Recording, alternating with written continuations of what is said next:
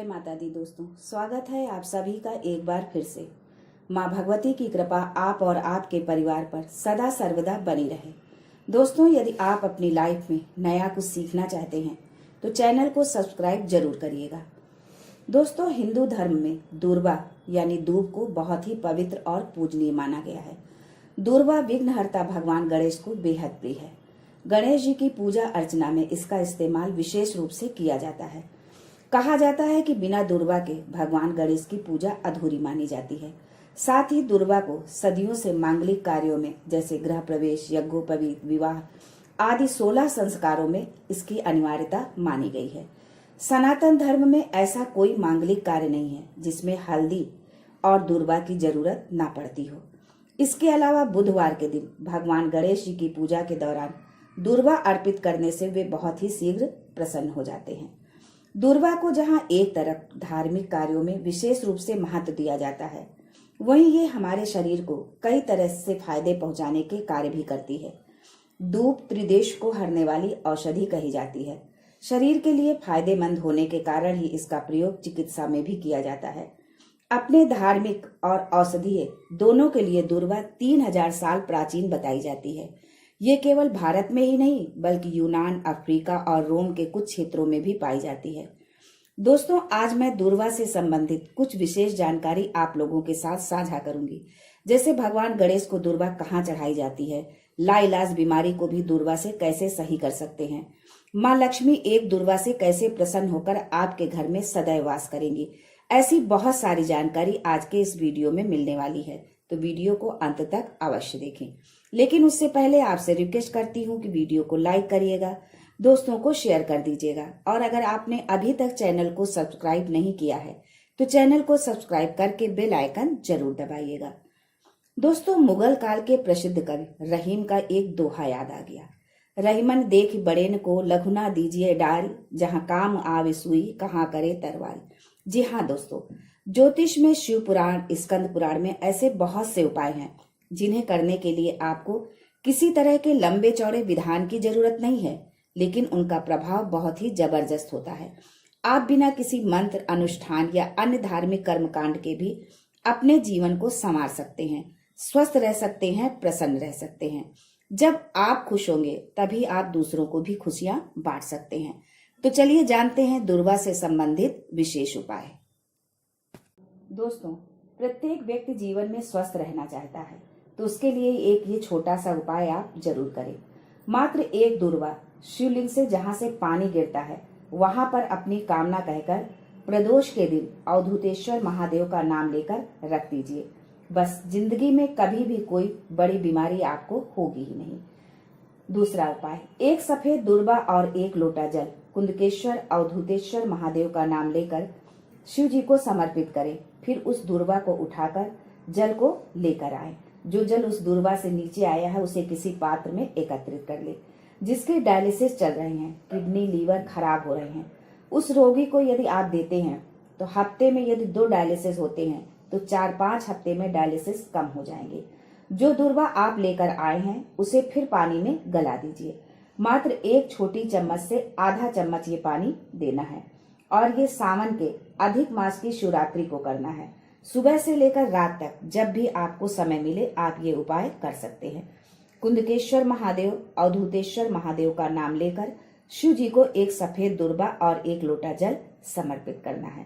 सफेद दुर्वा मुख्यतः जलाशय के पास में या कुएं के पास में मिल जाती है। गणेश जी पर चढ़ी हुई मात्र एक दुर्वा दरवाजे की देहली पर छुआकर उस दुर्वा को अपनी अलमारी में, अपनी तिजोरी में उसी दिन रख दीजिए जिस दिन आप लेकर आए हैं। जिंदगी में कभी भी आपको लक्ष्मी की कमी होगी नहीं। अगला उपाय, यदि आप किसी कार्य की सिद्धि चाहते हैं, कार्य पूरा नहीं हो रहा, बार बार विघ्न आ रहे हैं, तो मात्र 5 दुर्वा बुधवार के दिन अपनी कामना कहकर गणेश जी को समर्पित करें। आपका कार्य अवश्य पूर्ण होगा। अगला उपाय, दोस्तों, आप सभी विघ्न विनाशक भगवान गणेश जी को दुर्वा चढ़ाते होंगे, पर क्या आप जानते हैं कि भगवान गणेश को दुर्वा कहाँ चढ़ाई जाती है? अगर नहीं जानते तो आज जान लीजिए। गणेश जी का जो दांत टूटा हुआ है उस टूटे हुए दांत की ओर गणेश जी को दुर्वा समर्पित की जाती है। दोस्तों, यदि आप आर्थिक तंगी से जूझ रहे हैं तो बस आपको ये छोटा सा उपाय करना है। विष्णु पुराण के अनुसार एक पात्र में जल और देसी गाय का दूध ले लीजिए। आपके घर में लड्डू गोपाल हो, विष्णु जी का कोई स्वरूप हो, श्री हरि का कोई भी विग्रह हो, उसमें शाम के समय दूर्वा से भगवान विष्णु के चरणों में लक्ष्मी जी के 108 नाम का उच्चारण करते हुए दूर्वा से भगवान विष्णु के चरणों में छींटे दे दीजिए, तो कभी भी लक्ष्मी की कमी नहीं होगी। साथ में केसर के चावल रखकर घी का दिया लगाकर शुक्रवार के दिन आपको ये उपाय करना है। मात्र दूर्वा से लक्ष्मी जी के 108 नामों का उच्चारण कर भगवान विष्णु के चरणों में मात्र सिंचन कर देने से लक्ष्मी की वृद्धि होगी, संपदा बढ़ती चली जाएगी। अगला उपाय, ये उपाय विद्यार्थियों के लिए है। यदि आप किसी परीक्षा में बैठ रहे हैं, एग्जाम निकल नहीं रहा है, नौकरी लग नहीं रही है, तो 21-21 दूर्वा के 108 बंडल बनाकर उसकी माला बना लीजिए। जगदम्बा के मंदिर में, जहां भगवान भोलेनाथ अपने परिवार के साथ विराजमान हो, ऐसे देवी के मंदिर में गणेश जी को वो माला पहना दीजिए। वहीं से एक पुष्प उठाकर लाइए। जिस कमरे में आप पढ़ते हैं उसी कमरे में एक कांच की प्लेट में पुष्प रख दीजिए और दूसरे दिन अपने एग्जाम के लिए जाइए, इंटरव्यू के लिए चले जाइए। जब गणेश जी को माला अर्पित करें तब अपना नाम बोलकर और जिस परीक्षा में आप बैठ रहे हैं उस परीक्षा का भाव बोलना है। बस इतना ही करना है, आपको उसका फल अवश्य मिलेगा।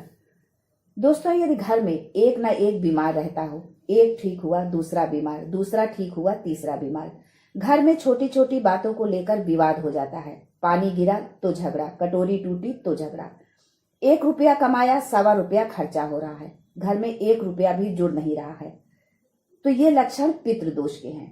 पितृदोष से छुटकारा पाने के लिए कोई भी ग्रह अनुकूल नहीं है, सब प्रतिकूल चल रहे हो, उसके लिए एक पात्र में दूध लीजिए और उसमें दूर्वा डाल दीजिए और पीपल के वृक्ष में चढ़ा दीजिए। राहु केतु शनि शुक्र जो भी गड़बड़ है सब सुधरने लगेंगे।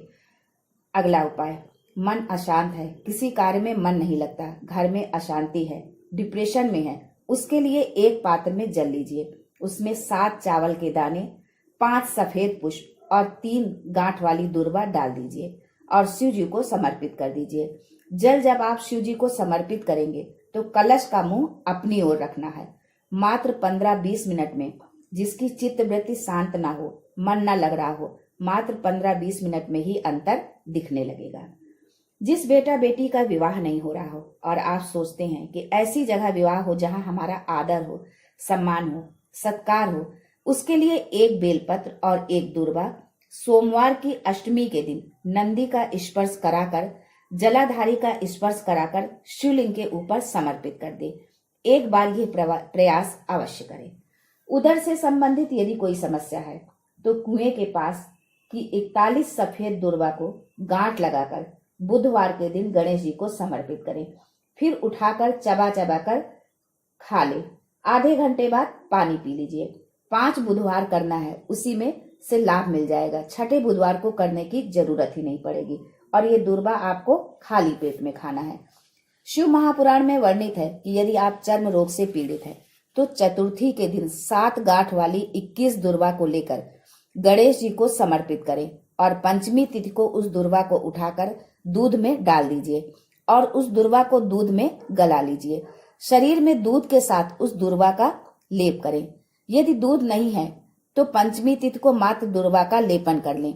आधे घंटे तक करें, फिर प्रदोष काल में स्नान कर लें। धीरे धीरे स्किन अपने रंग में आ जाएगी। जिसको बीपी शुगर है वो बुधवार दूर्वा अष्टमी के दिन 5 सफेद दूर्वा गणेश जी के टूटे हुए दांत की ओर समर्पित कर दे। दोपहर में ठीक 12 बजे समर्पित करें। एक एक दूर्वा को सुबह खाली पेट खा ले। आपका शुगर और बीपी लेवल में मिलेगा। दोस्तों, ये थी आज की दूर्वा से संबंधित विशेष जानकारी। आज के लिए बस इतना ही। दोस्तों, मिलते हैं अगले वीडियो में। तब तक के लिए हर हर महादेव।